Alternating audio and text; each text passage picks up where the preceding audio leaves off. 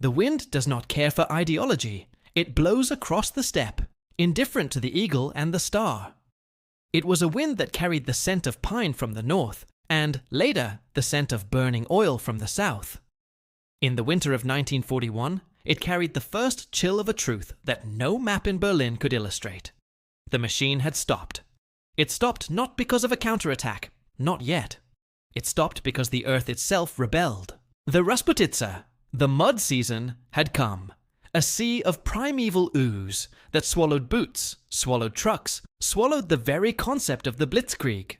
Horses, archaic and forgotten, became more valuable than the finest engines from Stuttgart. The panzers, those grey predators of the French fields, sat silent, their steel arteries frozen, their crews staring eastward at the snowflakes that fell on their gun sights. This was the first whisper. At the gates of Moscow, men who had paraded in Warsaw, and Paris, men who believed themselves the masters of a new age, found themselves fighting shadows in a blizzard. They fought an enemy that did not break, that did not surrender when the textbooks said they should. They fought Siberian divisions, spectral figures in white camouflage, appearing from the forest like ghosts, striking and vanishing. The German Lanzer, still in his summer uniform, wrapped his feet in newspaper and cursed the sky. He did not fear death. He feared the cold. He feared the size of this place. The generals in their thick coats, studying maps in heated train cars, felt it too. Halder, Bock, Guderian. They saw the red lines of their advance falter, then stop, then bend backward. They saw an enemy they had dismissed as subhuman, an enemy of brittle commissars and pathetic peasants, conjure entire armies from the snow. The offensive, codenamed Typhoon, collapsed into a desperate, frozen retreat. For the first time, the word winter was spoken with dread in the halls of the Wolfschanze. But the realization did not settle. Hubris is a potent drug. The Führer, dismissing the failure as a temporary setback, a betrayal by his own hesitant commanders, turned his gaze south. If Moscow would not fall, the Reich would break the Soviet spine elsewhere. The oil, the lifeblood of the modern machine, the Caucasus, case blue. The summer of 1942 was a different kind of inferno. The sun was a hammer. The steppe was an anvil of baked dust that coated the lungs, fouled the water, and ground the tank treads. The Sixth Army, commanded by Friedrich Paulus, a man of meticulous detail, a staff officer, not a brawler, advanced towards the Volga. And there, on the river, lay a city that bore the name of the enemy, Stalingrad. It was not a strategic necessity, not at first. It was a symbol, a gravitational pull of ego. Hitler, staring at his maps, became obsessed. Stalin, understanding the power of a name, became resolute. The city had to be taken. The city had to be held. The Luftwaffe arrived first. Von Richthofen's bombers, the same that had terrorized Guernica and Warsaw, flew in waves day after night, night after day. They dropped incendiaries and high explosives, turning the wooden suburbs into ash, the stone center into a skeletal ruin. They created a landscape of hell. They created the perfect fortress for its defenders. The city burned for 40 days. The smoke blotted out the sun. The Volga itself seemed to burn, covered in a sheen of spilled oil. And into this labyrinth of twisted steel, shattered concrete, and open sewers, Paulus sent his divisions. What followed was not war as any man had known it. It was Rattenkrieg, the Rat War. The front line was not a line on a map. It was the wall of a room. It was the space under a flight of stairs. It was a sewer pipe connecting one ruined basement to another. The Germans called the city Der Kessel, the cauldron. But they were the ingredients, and the city was the fire. General Chuikov, the Soviet commander, had his headquarters dug into the mud banks of the Volga, with the German lines sometimes only 100 yards away. His order was simple. There is no land behind the Volga. His storm groups, small units of men armed with submachine guns, grenades, and sharpened shovels, moved through the ruins like hunters. They let the Germans take a building. Then they emerged from the rubble behind them. They fought for the grain elevator, a concrete silo where grain and blood mixed, where men died of thirst surrounded by tons of wheat. They fought for the Red October tractor factory, where Soviet workers repaired T-34 tanks in one bay while German infantry fought in the next. They fought for a single building, Pavlov's house, where a handful of men held out for 2 months against constant assault. The Germans looked at their maps of this city and found it represented nothing. The scale was wrong. This was not a city. It was a vortex. The German soldier, the veteran of Europe, was lost here. His doctrine was useless. His tanks were channeled into narrow, rubble-choked streets, easy prey for anti-tank rifles firing from a third-story window. The Stuka, the terrifying eagle of the dive bomber, could not drop its bombs without hitting its own men.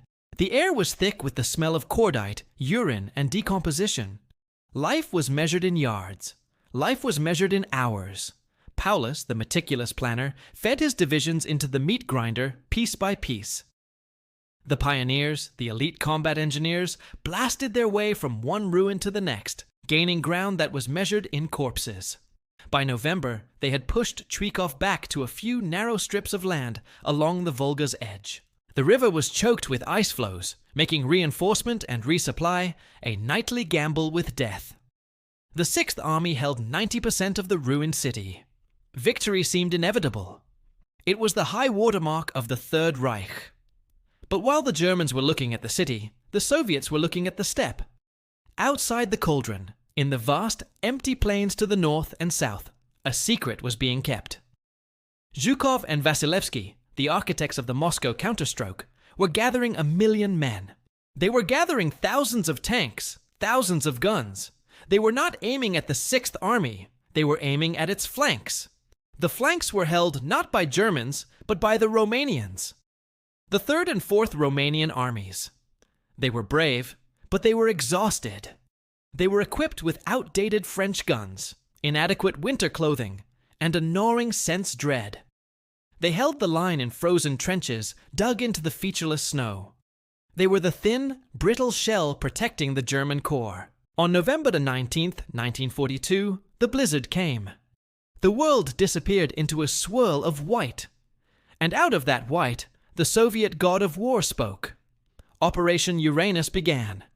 A storm of artillery, thousands of guns, and Katyusha rocket launchers fell upon the Romanian positions.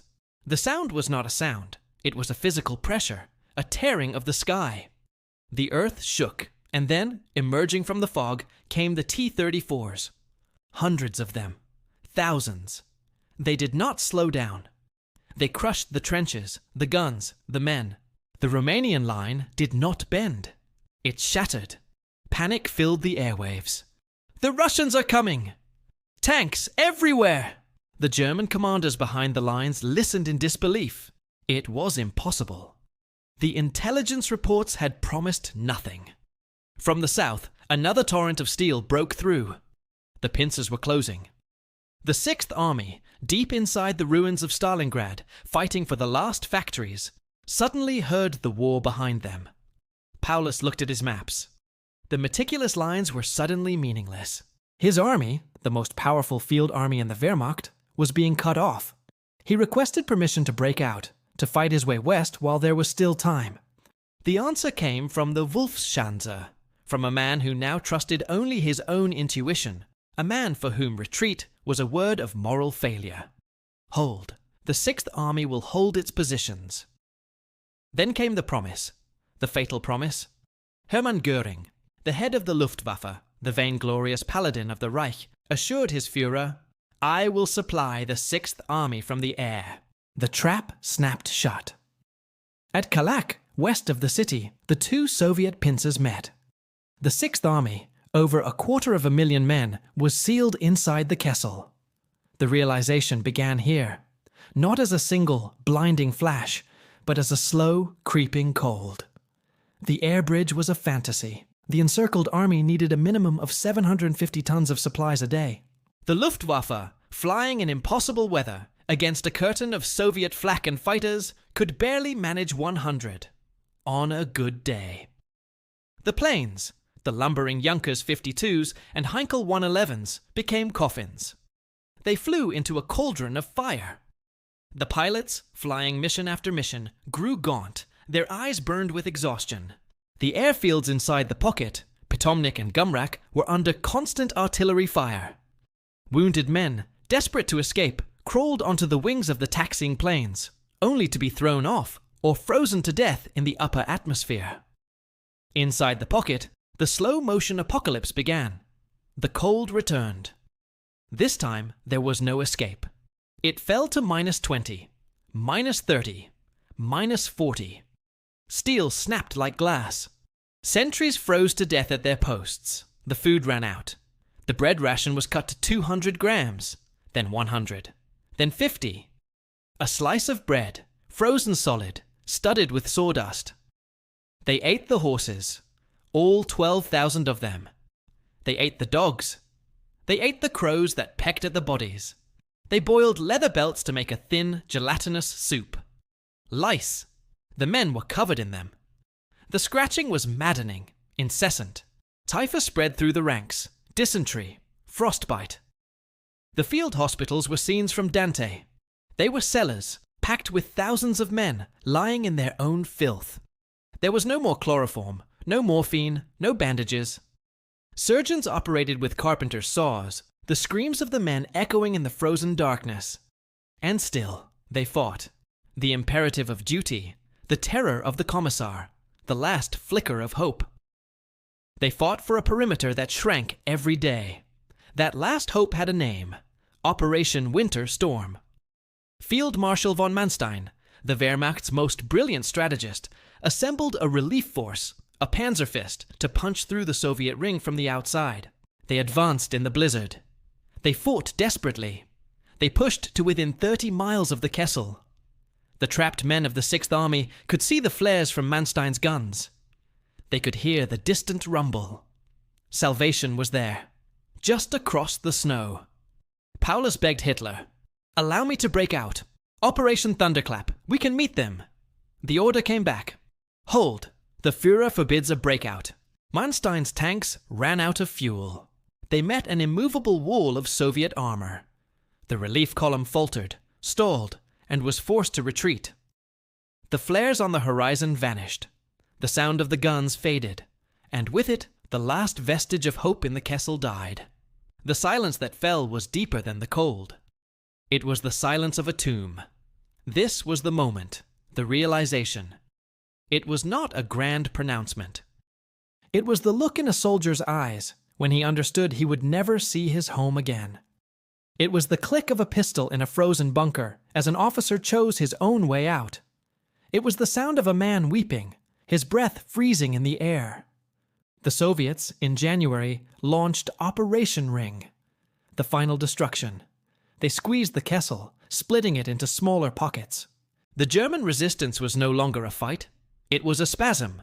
Paulus, in his bunker beneath the Univermag department store, was a broken man. His face twitched with a nervous tic. He was surrounded by the dead and the dying. The radio played Beethoven, a surreal comfort in the abyss. On January 30th, the anniversary of his rise to power, Hitler sent Paulus a message. He was promoted to Field Marshal. It was not an honor, it was an order. No German Field Marshal in history had ever surrendered. The implication was clear: a final bullet. But Paulus did not shoot himself. He waited. On the morning of January 31st, 1943, Soviet soldiers entered the basement. They found a tall, trembling man in a uniform too large for his emaciated body. The newly minted field marshal surrendered. The long, grey columns of men, 91,000 of them, shambled out of the ruins. They were not the proud soldiers of the Sixth Army. They were skeletons, spectres wrapped in bloody rags and carpets, their eyes vacant, their feet bound in straw. They marched into captivity. Of those 91,000, fewer than 6,000 would ever see Germany again. Back in the Reich, the music stopped. The radio broadcast a somber announcement. The Sixth Army, it said, had been annihilated. It had fought to the last man, a heroic sacrifice for the fatherland. Joseph Goebbels declared 3 days of national mourning. But the German people, listening in their cold apartments, understood the subtext. They knew. The letters from the front had stopped. The casualty lists were too long. The maps in the newspapers, which had only ever shown glorious advances, suddenly showed a stabilized front. The myth of invincibility was broken. The machine was not infallible. The war, which had been a distant, glorious spectacle, was now a funeral dirge. The day Germany realized it would not win was not a day on the calendar. It was not a single battle. It was the silence in the Univermag basement. It was the sight of 91,000 ghosts marching into the white hell of the steppe. It was the freezing of a dream. The war would continue for 2 more bloody years. Men would still fight and die. Cities would be turned to rubble. But the victory was gone. It had been buried in the snows of the Volga. From that moment on, the Reich was not fighting to win. It was fighting to delay the inevitable. The long, agonizing retreat, back across the frozen rivers, back across the scorched earth, back to the gates of Berlin, had begun. The snow of '43 did not just bury an army. It buried the future they were promised.